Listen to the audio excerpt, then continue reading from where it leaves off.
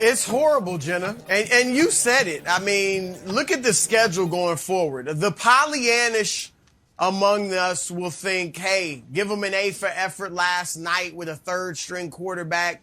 They really tried hard and came close. People may blame COVID.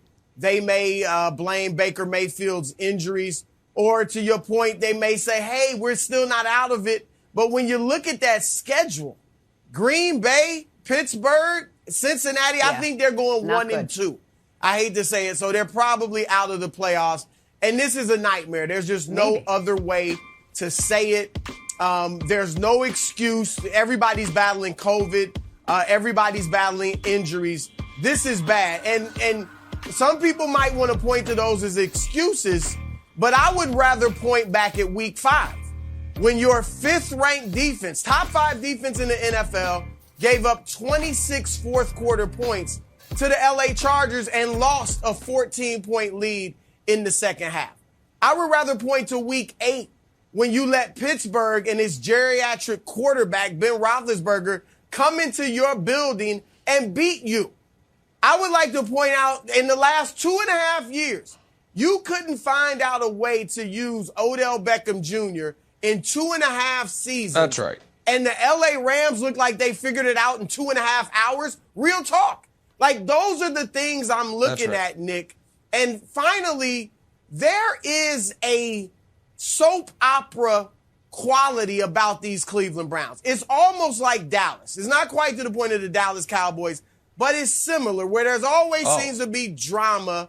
And there's something, like, I don't know if it's because of the high expectations, if it's because they were on Hard Knocks a few years ago, if it's because they had these outsized personalities like OBJ and Baker Mayfield. But whatever it is, the front office, I think, is solid, and I like Kevin Stefanski.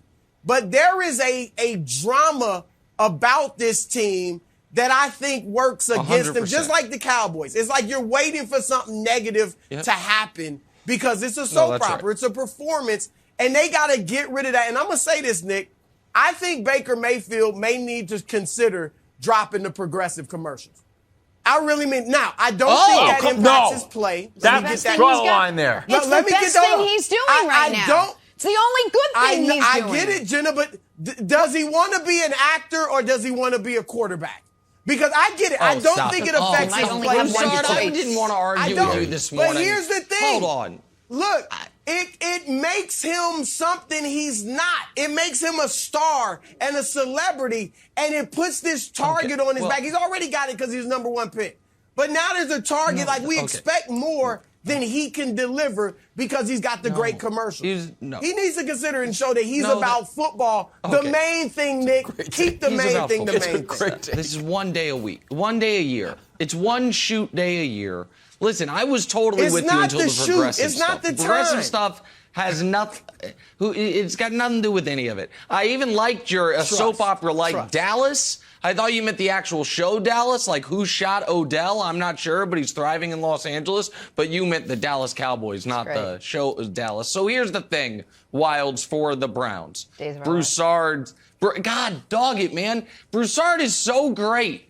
And then every once in a while, the old man on his shoulder pipes in and he's like, also say he should stick to football. Broussard's like, I've got all this great analysis. And the old man shakes his cane at Broussard. He's like, nah, these whippersnappers and their commercials. And he's like, okay, I'll get it in there, sir. All right, but now, on the football side of things, Wilds, I think last night was a good example because, yes, the Browns did have excuses last night. Not even excuses, explanations. But Wilds, you know what team maybe has the most excuses or explanations?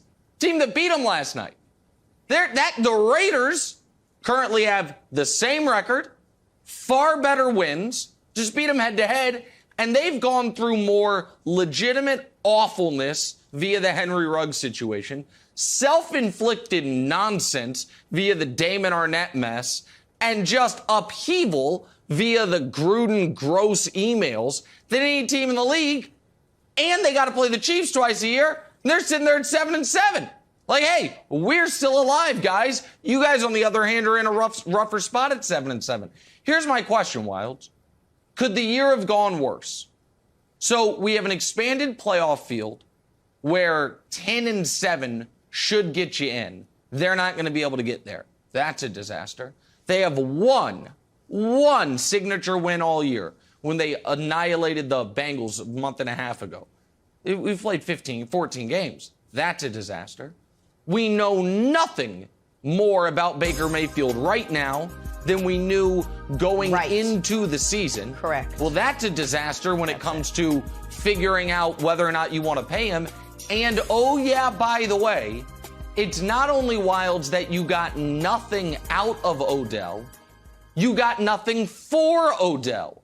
One of your best, they're like the guy who wants to excavate the mine or the landfill to find his old Bitcoin. You had something super valuable and you got nothing for it. Great you story. threw it away. And so, so it's worse than we couldn't make it work with Odell, so we traded him. No, you just got rid of him. So I would argue that the Browns and the Seahawks are the two teams fighting atop of the disappointing season mountain. Like which season went to hell more and faster. And the Browns are in a really rough spot, and I think it's a totally lost season. Yeah, so about the disappointing season, it's an old Newt Rockne saying, I think. It actually might be Tom Landry, who said, you never want your season to peak at the Halloween decorations from Myles Garrett and putting graveyards in the front yard. It's an old Newt Rockne saying, you never want your season to peak at the Halloween decorations. But about Baker, Broussard, and I know that this is going to get right at your Cleveland soul, that when you were growing up and all the other kids were drinking ice water after the game, you had to drink a glass full of just broken shards of glass, just to toughen you up. But would you shut down Baker for the rest of the year since the playoffs are pretty much done? I read that they have a 17% chance of making the playoffs. I think it's probably less than that when you look at the actual schedule. But I know this strikes at your Cleveland toughness, gut it out. But Baker's probably going to need surgery. He's wearing all sorts of apparatuses last time we saw him. He's performed pretty badly. I think the thing that we learned about Baker is that he's not great when he's hurt, although he tries to tough it out.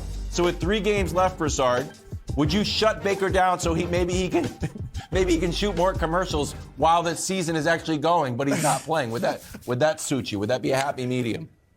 Look, I get it why you guys don't listen to me. You know, the old man on the shoulder jokes and Broussard, you know, when men were men back decades ago. I get it if you don't listen to me. Better you than but me, Broussard. Every ex-football player we've had on the show, Michael Vick, LeVar Arrington, Coach Eric Mangini, they all say, what do you mean shut him down? What do you mean he's hurt? He's not 100%, but everybody's playing banged up. So, no, Wilds, I would not shut him down. Just like I wouldn't have shut him down 5 weeks ago when you guys were, Baker's hurt, Baker's in pain. No, I wouldn't shut him down now. I want to see what he's made of.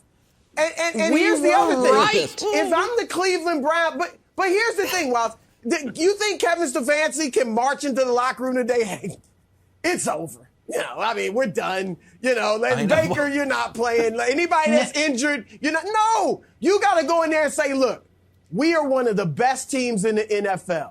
All right? I still believe that. I still believe in you guys. We can beat Green Bay, Pittsburgh, and Cincinnati and get into the playoffs. Let's go do it. And Baker leads them. That's what he's got to say. I don't think it's going to happen, but that's what he's got to say. So, no way you shut it down. Only thing you need to be shutting down are the progressive commercials. Thanks for watching. Subscribe here to get the latest from the show. Also, be sure to check out more of the best clips from First Things First, or go watch a few segments from our other shows on FS1.